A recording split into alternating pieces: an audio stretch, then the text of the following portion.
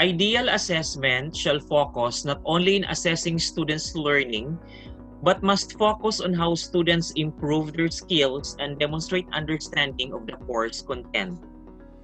One fundamental aspect of such assessment is that they must be authentic. The development of PAG-ASA focused on authentic assessment will allow students to thoughtfully apply their acquired skills to a new situation or environment. Before we go on with our session, you may click subscribe and like for more contents and sessions.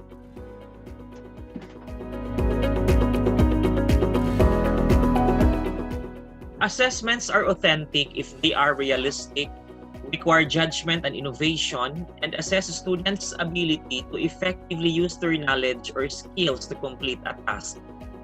The first phase of PAG-ASA development is to determine meaningful transfers in the content standards and performance standards of the curriculum guide. The most essential learning competencies as the basis of all teaching and learning routines is the most important reference that capture all the relevant knowledge, skills, and attitudes required for students to master.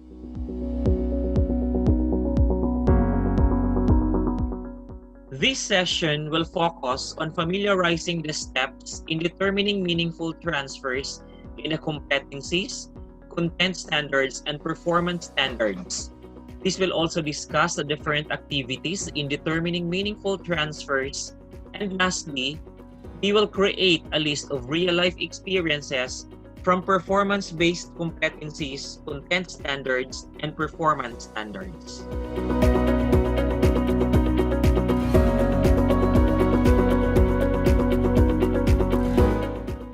The use of thematic approach in assessment needs careful planning.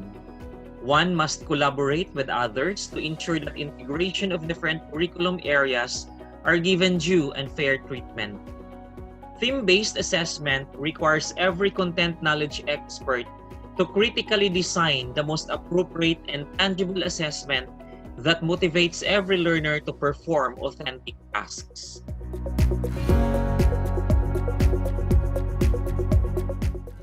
The question is, how are we going to do it? Altogether, let us explore the steps in the first phase.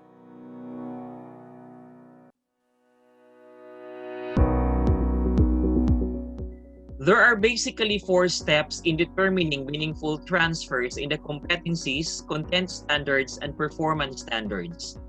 And these steps must be treated carefully to make sure that the developed assessment materials are aligned to the target learning outcomes.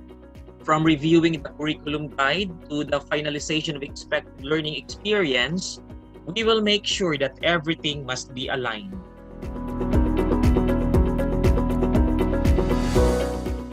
The first step in thematic assessment is the review of the most essential learning competencies, the content standards, and the performance standards.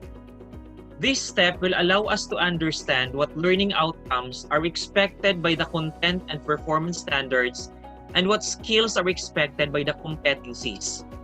We need also to be very critical in selecting competencies that requires creating of outputs or products, because this is what we need in designing authentic assessment.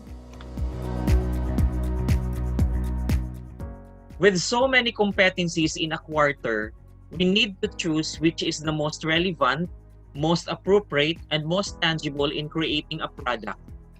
We need to disregard competencies that do not require performance-based outputs. In this sample, we have 3 competencies that require specific performance output or product. The first one requires a timeline or family tree. The second one requires demonstration and actions. And the third one requires a stand or a position in issues of family and community relationships. Since 3 competencies are requiring tasks, which from the following can be used in thematic assessment?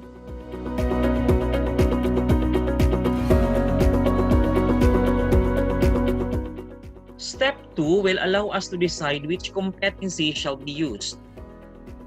We need to look where the contents, performance standards, and competencies can be lumped together.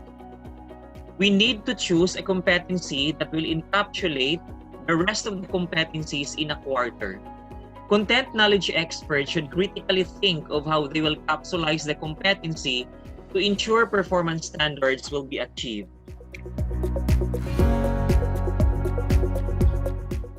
Since our sample has 3 competencies requiring performance outputs, we need to capsulize these competencies by looking at how the required skills will go together. Looking further, its common grounds, making conclusions about the position or views capsulize the rest of the competencies. When they make conclusion, they can include description of relevant events among members of the family, which is the first competency, as well as discussing appropriate actions in dealing with family rules as requirements of the second competency. In this way, teachers can decide for a specific competency that brings together other competencies.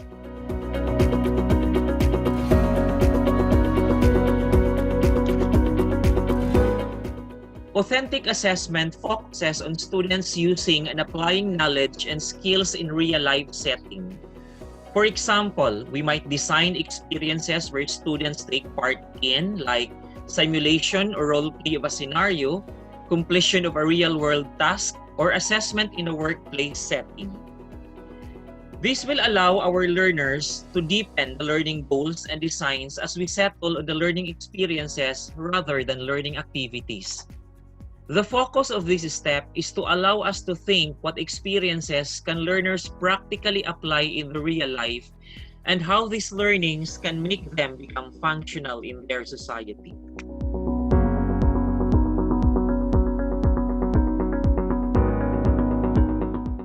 Step 4 will allow us to decide what learning experiences are deemed appropriate for every competency. These learning experiences will become the learner's takeaway as they progress with the assessment and the products that they will be producing.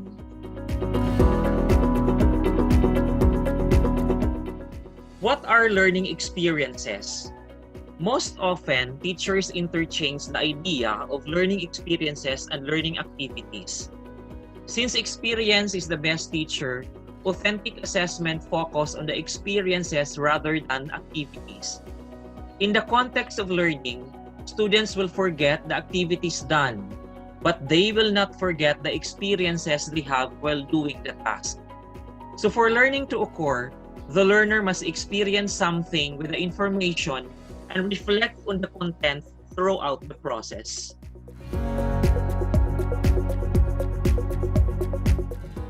Learning experiences are not about the poem they compose, the essays they write, the poster they make, or the products they create. It is about the meaning that they express, the advocacies they believe, and the responsibilities they lead, and the leadership they want to succeed.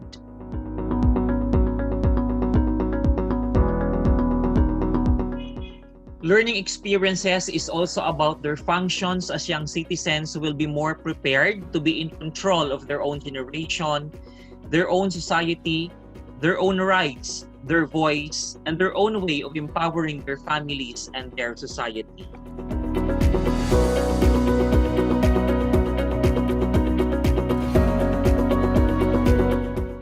Learning experience do not focus on what activities and tasks to be done.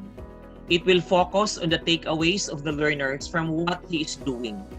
Authentic learning and assessment is far more than activities and tasks.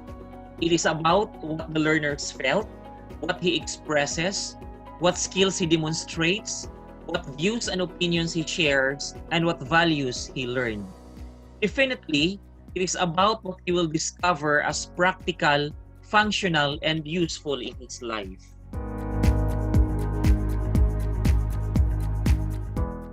Authentic and meaningful assessment must be competency-based so that learners can take ownership and share what they know. It must have clear goals and personal application, and it must have high expectation and support. And to be able to achieve such, these steps are important to design concrete assessment that measures tangible and comprehensive learning outcomes.